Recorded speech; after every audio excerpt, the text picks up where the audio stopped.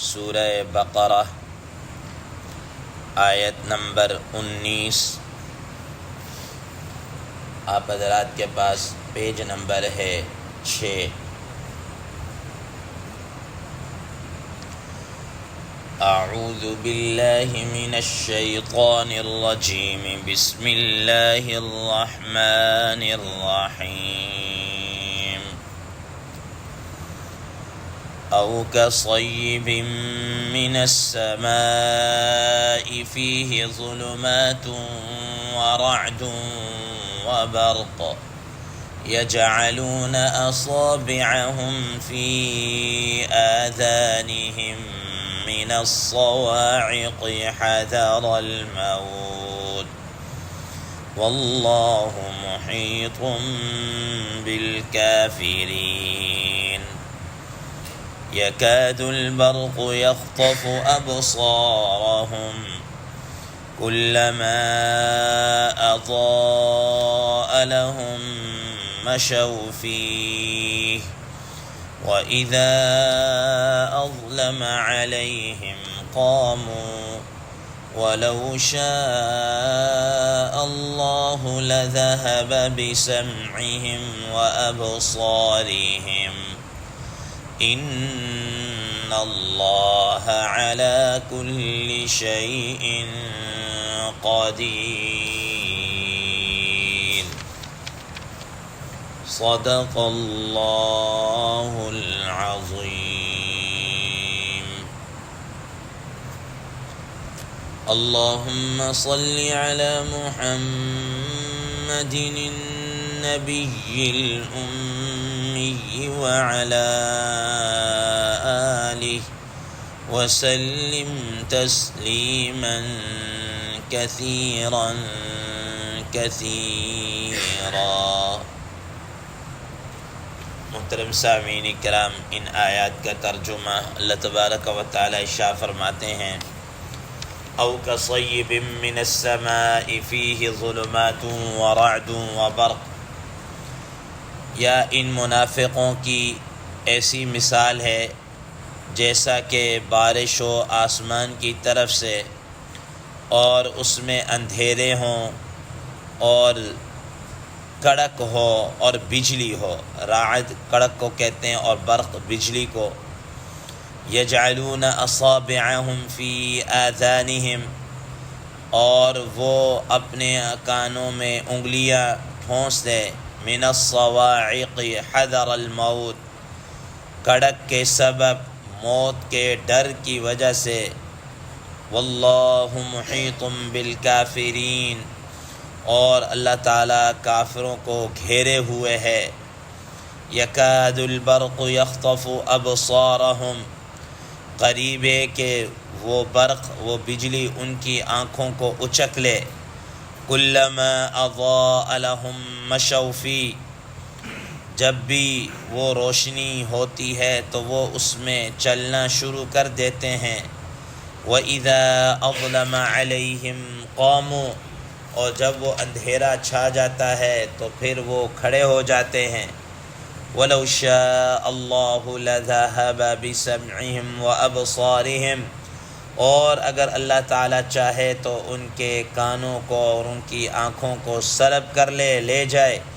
ان اللہ علی کل شیء قدیر، یقیناً بے شک اللہ تبارک و تعالیٰ ہر چیز پر قدرت رکھنے والے ہیں۔ محترم سامعین کرام، منافقین کا تذکرہ چل رہا تھا۔ منافقین کی اللہ تبارک و تعالیٰ نے گزشتہ درس کے اندر ایک مثال کو بیان فرمایا، آج دوسری مثال کو بیان فرما رہے ہیں۔ حضرات مفسرین کرام رحم اللہ فرماتے ہیں کہ چونکہ منافق دو طرح کے تھے، ایک وہ جو پکے ٹھکے منافق تھے، جن کے ایمان لانے کی بھی اور مخلص ہونے کی بھی کوئی امید نہیں تھی، جن کے متعلق اللہ تبارک و تعالیٰ نے ارشاد فرما دیا وَمَا كَانُوا مُهْتَدِينَ، ٹھیک ہے، صُمٌّ بُكْمٌ عُمْيٌ فَهُمْ لَا يَرْجِعُونَ، یہ واپس لوٹنے والے نہیں ہیں۔ اور دوسرے نمبر پر وہ منافق تھے کہ جو حیران و سرگردان، یعنی متحیر تھے، حیران تھے اس بات کے اوپر کہ وہ ادھر جائیں کس وقت کس طرف جائیں۔ تو ایسے یہ دو قسم کے منافقین تھے۔ پہلے قسم کے منافقوں کی مثال کل کے درس کے اندر اللہ تبارک و تعالیٰ نے بیان فرما دی، اور آج کے اس درس میں دوسرے قسم کے منافقوں کی مثال کو اللہ تبارک و تعالیٰ بیان فرما رہے ہیں۔ فرمایا او کصیب من السماء فیہ ظلمات ورعد وبرق، کہ ان کی مثال ایسی ہے جیسا کہ آسمان سے بارش برسے اور اس کے اندر کیا ہو، اندھیرا ہو اور بجلی کی کڑک ہو، اور اسی طریقے سے بجلی چمک بھی رہی ہو، کڑک بھی ہو اور چمک بھی ہو رہی ہو۔ آپ حضرات نے کئی دفعہ مشاہدہ کیا ہوگا کہ جب بادل آتے ہیں اور اندھیرا چھا جاتا ہے، خاص طور پر اگر یہ صورتحال رات کو ہو تو اندھیرا اور زیادہ گہرا سا ہو جاتا ہے، گہرا اندھیرا ہو جاتا ہے۔ دن میں بھی بسا اوقات بادل گہرے آ جائیں بہت زیادہ تو وہ دن کو بھی رات کا ایک سما، مغرب کے بعد کا سما پیدا ہونا شروع، جیسے اندھیرا سا چھا جاتا ہے۔ لیکن رات کو یہ صورتحال ہو تو اندھیرا اور پڑ جاتا ہے۔ حضرات مفسرین کرام رحم اللہ فرماتے ہیں کہ اللہ تبارک و تعالیٰ نے آسمان سے بارش کے نزول کو قرآن مجید کے ساتھ تشبیہ دی ہے۔ وہ قرآن مجید کو آسمان کے ساتھ کیا دی، بارش برسنے کے ساتھ تشبیہ دی ہے، ٹھیک ہے نا، کہ جیسے آسمان سے بارش برس رہی ایسے اللہ تعالیٰ کی طرف سے قرآن مجید کی روحانی کیا ہے، بارش ہو رہی۔ اور ظلمات سے مراد یہ ہے کہ جس وقت قرآن مجید نازل ہو رہا تھا اس وقت کفر کے، شرک کے، نفاق کے، بدعات کے اور اس قسم کے مختلف قسم کی رسومات کے کیا ہے، اندھیرے چھائے ہوئے تھے، اندھیرے کیا ہے، چھائے ہوئے تھے۔ اور راعدن اور برقن سے حضرات مفسرین کرام رحم اللہ فرماتے ہیں کہ راعد سے مراد تو کڑک ہے، ٹھیک ہے نا، لیکن اللہ تبارک و تعالیٰ نے اس کو تشبیہ دی ہے راعد کے ساتھ کہ جب منافقین ہوں یا کفار ہوں، جب ان کے اوپر اللہ تبارک و تعالیٰ کی طرف سے کوئی عذاب نازل ہوتا یا اس کی کوئی وعید دی جاتی تو اللہ تبارک و تعالیٰ نے اس کو راعد کے ساتھ کیا ہے، تشبیہ دی ہے۔ اور برقن چمک، یعنی وہ بجلی جو چمکتی ہے، فرمایا کہ جو قرآن مجید کے واضح دلائل ہیں، واضح نشانیاں ہیں، واضح براہین ہیں، برہان ہیں، اللہ تعالیٰ نے ان کو اس بجلی کے ساتھ کیا دی ہے، تشبیہ دی ہے۔ اب اللہ تبارک و تعالیٰ فرماتے ہیں کہ یجعلون اصابعهم فی آذانهم من الصواعق حذر الموت، کہ آپ حضرات نے دیکھا کہ جب کوئی بجلی چمکتی ہے یا بادل جس وقت گرجتے ہیں اور بہت زور سے جب گرجتے ہیں تو عموماً انسان اپنے کانوں کے اندر انگلیاں ٹھونس لیتا ہے تاکہ وہ اس کی آواز کانوں کے اندر نہ جائے۔ تو فرمایا کہ یہ منافقین بھی اپنے کانوں کے اندر اس طریقے سے انگلیاں ٹھونس لیتے تھے کہ کہیں جناب اعلیٰ یہ جو عذاب کی باتیں ہو رہی ہیں یا کوئی ہمارے کانوں میں پڑھ کر کہیں ہم عذاب میں مبتلا نہ ہو جائیں یا ایسا نہ ہو جائے، اس طریقے سے نہیں ہو جائے۔ تو اللہ تبارک و تعالیٰ فرماتے ہیں کہ یہ اپنے آپ کو عذاب سے بچانے کے لیے یہ اس طرح کی یہ چیزیں کر رہے ہیں، حالانکہ اللہ تبارک و تعالیٰ تو واللہ محیط بالکافرین، ہر طریقے سے ہر طرف سے ان کو کیا ہے، گھیرے ہوئے ہیں، ہر طرف سے ان کو کیا ہے، گھیرے ہوئے ہیں۔ یہ اللہ تبارک و تعالیٰ کے عذاب سے کیا ہے، بچ نہیں سکتے۔ یہاں پر اگر موت کے بچنے سے یہ اپنے کانوں میں انگلیاں ٹھونس رہے کہ شاید ہماری موت نہ آ جائے، یوں نہ ہو، لیکن ایسا نہیں ہے کہ یہ موت سے کیا ہے، بچ جائیں، یہ موت سے کسی طور پر بھی کیا ہے، نہیں بچ سکتے، اور اللہ تبارک و تعالیٰ کے عذاب سے بھی کیا ہے، یہ کسی طور پر بالکل بھی نہیں بچ سکتے۔ اسی طریقے سے فرمایا یکاد البرق یخطف ابصارہم کلما اضاء لهم مشوا فیہ، کہ قریب ہے کہ یہ آسمانی بجلی یہ ان کی آنکھوں کو لے جائے، ان کی آنکھیں چندیا جائیں، ان کی آنکھوں کو اچک لے، ٹھیک ہے نا، ان کی آنکھوں کو کیا ہے، اچک لے۔ حضرات مفسرین کرام رحم اللہ فرماتے ہیں اور ماہرین بھی فرماتے ہیں کہ جس وقت آسمانی بجلی چمکتی ہے اگر انسان اس کی طرف بہت غور سے دیکھے یا کوئی اس طرح ہو تو وہ بسا اوقات اتنی تیز روشنی ہوتی ہے کہ انسان کی بینائی کے جانے کا، ضائع ہونے کا اندیشہ ہوتا ہے۔ بسا اوقات جس طریقے سے سورج گرہن ہوتا ہے تو اس وقت بھی ماہرین منع کرتے ہیں کہ سورج کی طرف نہیں دیکھا جائے، کہ اس سے آنکھوں کے ضائع ہونے کا یا خراب ہونے کا کیا ہے اندیشہ ہوتا ہے۔ تو اللہ تبارک و تعالیٰ فرماتے ہیں کہ قریب ہے کہ یہ جو آسمان سے اترنے والی بجلی ہے حقیقتاً ان کی آنکھوں کو کیا ہے اچک لے۔ اور اللہ تبارک و تعالیٰ نے فرمایا ان کے متعلق فرمایا کہ وَكُلَّمَا أَضَاءَ لَهُم مَّشَوْا فِيهِ وَإِذَا أَظْلَمَ عَلَيْهِمْ قَامُوا۔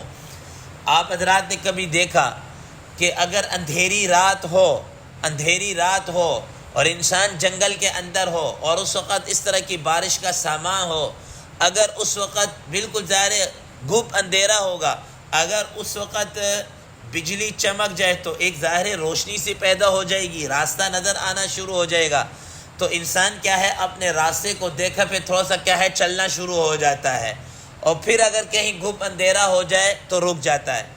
فرمایا کہ ان منافقین کی مثال بھی کیا ہے ایسے ہی ہے۔ حضرات مفسرین کرام رحمہ اللہ فرماتے ہیں کہ یہ جو فرمایا کلما اضاء لهم مشوا فيه واذا اظلم عليهم قاموا، فرمایا کہ جب اسلام کی یہ فتوحات کو دیکھتے ہیں کہ اب مال غنیمت آ رہا ہے اور جناب اعلیٰ فوائد سمیٹے جا رہے ہیں، تو یہ اسلام کے ساتھ چلنا شروع ہو جاتے، یہ اسلام کے ساتھ کیا ہے چلنا شروع ہو جاتے، اور مسلمانوں کے ساتھ کہتے کہ ہم آپ کے ساتھ ہی ہیں۔ اور جب یہ دیکھتے کہ بھئی اب باری آ گئی جہاد میں جانے کی، اب باری آ گئی کہ اب اس وقت کوئی فتوحات نہیں ہو رہی، کوئی جہاد نہیں ہے، کوئی مالی مفاد نہیں مل رہا، کوئی اور اس طریقے سے نہیں ہے، ٹھیک ہے نا، تو پھر یہ کیا ہے یہ کفر کے اندھیروں کے اندر پھر یہ کھڑے کے کھڑے ہو جاتے، اور اسی طریقے سے سمجھیں۔ تو اس کا مطلب یہ ہوا کہ یہ صرف اور صرف اپنے مفادات کی خاطر، اپنے مفاد کی خاطر یہ جناب اعلیٰ مسلمانوں کے ساتھ ہو جاتے، اسلام کے ساتھ کیا ہے ہو جاتے، اور جب وہ مفادات نظر نہ آتے تو پھر کفر کے ساتھ کیا ہے ہو جاتے۔ تو فرمایا اللہ تبارک و تعالیٰ چاہے وَلَوْ شَاءَ اللَّهُ لَذَهَبَ بِسَمْعِهِمْ وَأَبْصَارِهِمْ، اگر اللہ تبارک و تعالیٰ چاہے تو ان کے حقیقی ہی سماعت کو، ان کی آنکھوں کو اللہ تعالیٰ لے جائیں۔ اللہ تعالیٰ کے لیے کوئی مشکل نہیں ہے، ٹھیک ہے کہ اللہ تبارک و تعالیٰ ان کی حقیقی آنکھوں کو، ٹھیک ہے نا، بینائی کو، اور ان کی قوت سماعت یعنی کانوں کو یہ کیا کر دے اللہ تعالیٰ لے جائیں، اور یہ بالکل اندھے کے اندھے کیا ہے کھڑے ہو جائیں۔ اللہ تبارک و تعالیٰ اس پر بھی قادر ہے، ان اللہ علی کل شیء قدیر، اللہ تعالیٰ ہر چیز کے اوپر کیا ہے پوری قدرت رکھنے والے ہیں۔ محترم سامعین کرام، آپ حضرات نے سنا ہوگا کہ ایک کیا کہتے ہیں ہندوستان کے اندر یہ جو ایک بہت بڑا مشہور پنڈت تھا دیانت سرسوتی، اس نے ایک کتاب لکھی ہے سنیات پرکاش کے نام سے ایک کتاب لکھی ہے، جس میں اس نے قرآن مجید کے خلاف بہت زیادہ کیا ہے اعتراضات کیے ہیں، ٹھیک ہے نا، اس کے کئی باب لکھے، اس میں ایک باب پورا قرآن مجید پر فضول گوئی اور بکواس کر کے اس نے جناب علیہ کیا ہے اس قرآن مجید کے خلاف اس طریقے سے اس نے اس طرح بکواسات بھی کی ہیں، ٹھیک ہے نا۔ تو حضرت مولانا قاسم نوتوی رحمہ اللہ نے اس کے بہت سارے کیا ہے جوابات بھی دیے اپنی کتاب انتصار الاسلام کے اندر۔ اس نے ایک اعتراض کیا کہ اللہ مسلمانوں، اور وہ العیاذ باللہ یعنی آپ یہ دیکھ لیے کہ وہ کہتا ہے کہ یہ قرآن مجید کس جاہل نے اتارا ہے، العیاذ باللہ، وہ اللہ تبارک و تعالیٰ کو گویا کہ جاہل اور اجڈ اور گوار پتہ نہیں کیا کچھ سمجھتا، نقل کفر نہ باشد، اور وہ اپنے آپ کو ایک محقق سمجھتا کہ میں بڑا جناب سکالر اور محقق اور بڑا وہ ہوں۔ اس اعتراض کیا کہ آپ کی کتاب میں لکھا اللہ تعالیٰ ہر چیز کے اوپر کیا ہے قادر ہے، ٹھیک ہے نا، ہر چیز پر قادر ہے، تو کیا اللہ تبارک و تعالیٰ چوری پر بھی قادر ہے اور زنا کے اوپر بھی قادر ہے؟ العیاذ باللہ، ٹھیک ہے نا، یہ اس طرح کچھ ہے۔ اگر تو قادر ہے تو پھر آپ کے اور اللہ تعالیٰ کے درمیان میں کیا فرق ہے؟ مسلمان تمہارے اور ان کے درمیان میں اور عام آدمی کے درمیان میں کیا فرق ہے؟ اور اگر قادر نہیں ہے تو تمہاری کتاب کے اندر بھی کیا جھوٹ لکھا ہوا کہ اللہ تعالیٰ ہر چیز پر کیا ہے قادر ہے، ٹھیک ہے نا۔ اس طرح کے اس نے کیا کیا اعتراضات کیے۔ حضرت مولانا قاسم نانوتوی رحمہ اللہ انہوں نے ان کا جواب دیتے ہوئے فرمایا کہ اے پنڈت صاحب، پہلے آپ اس بات کو ثابت کریں کہ چوری کہاں ہوتی ہے۔ چوری انسان وہاں کرتا ہے جو غیر کی ملکیت کے اندر ہو، کسی اور کی ملکیت کے اندر ہو تو چوری کرتا ہے، ٹھیک ہے نا۔ اپنی ملکیت کے اندر کوئی چیز انسان اٹھائے تو کوئی چوری نہیں ہوتی، آپ اپنے گھر کے اندر کوئی بھی چیز اٹھا لے، آپ کا اپنا گھر ہے، کوئی کھانے کی اٹھا لے، کوئی پینے کی اٹھا لے، کوئی پہننے کی اٹھا لے، یا آپ نے اپنی جگہ کہیں پیسے رکھے ہوتے ہیں وہاں سے تھوڑے اٹھائیں زیادہ اٹھائیں، کوئی بھی اس کو چپکے سے اٹھائے، کسی کو بتا کے اٹھائے، آپ کی چیز ہے، آپ کی ملکیت میں. تو فرمایا کہ چوری وہاں پر ہوتی ہے جو کسی کے غیر کی ملکیت میں ہو. اپنی ملکیت کے اندر کیا ہے؟ چوری نہیں ہوتی. تو یہ جتنی بھی کائنات ہے یہ ساری اللہ تعالیٰ کی ملکیت میں ہے. پہلے تم اس چیز کو ثابت کرو کہ یہ چیز اللہ تعالیٰ کی ملکیت میں نہیں، پھر چوری کا ہونا ثابت کرنا. ٹھیک ہے نا؟ تو جب یہ اللہ تعالیٰ کی ملکیت میں، پھر چوری کیسے؟ پھر چوری کا کیا مطلب؟ دوسرے نمبر پر آپ نے کہا کہ تم نے کہا کہ زنا کرنے کے لیے آدمی کے لیے زنانہ یا مردانہ آلات کی ضرورت ہوتی ہے، پھر ہی کہیں جا کے کوئی زنا کا کوئی عمل ہوتا ہے. تو پہلے تم اللہ تبارک و تعالیٰ کے لیے ان قسم کے آلات کو کیا ہے ثابت کرو، پھر اس کے بعد زنا کی کوئی بات کریں گے. ٹھیک ہے نا؟ اللہ تبارک و تعالیٰ کے ہاتھ پاؤں کیسے ہیں ہمیں نہیں پتہ کیسے ہیں. لیس کمثلہ شیء فی الارض ولا فی السماء. اللہ تبارک و تعالیٰ اس جیسے نہیں، جیسے ہماری اس کی مثال بیان ہی نہیں کی جا سکتی. ہم یہ نہیں کہہ سکتے ہمارے جیسے ہاتھ، ہمارے جیسے کان. واللہ اعلم بالصواب. کیسے اللہ تبارک و تعالیٰ کی جسم ہے تو کیسا ہے، کس کما یلیق بشانہ ہے، جیسے اللہ تعالیٰ کی شان ہے ویسے ہی کیا ہے وہ چیز ہے. تو فرمایا کہ پہلے تم یہ چیزیں ثابت کرو، پھر جناب اللہ کیا ہے تم اللہ تعالیٰ کے لیے چوری اور زنا کا ہونا کوئی ثابت کرنا. تو بہرحال ان آیات کے اندر اللہ تبارک و تعالیٰ نے ان منافقین کے اس مثالوں کو کیا کیا ہے، بیان کر کے بتا دیا کہ یہ صرف اور صرف اپنے مفادات کی خاطر یہ کیا ہے اسلام کے ساتھ ہوتے ہیں. اور بسا اوقات یہ ایسے ان کو حیران و سرگردان ہوتے ہیں ہم ادھر کے جائیں یا ادھر کے رہیں.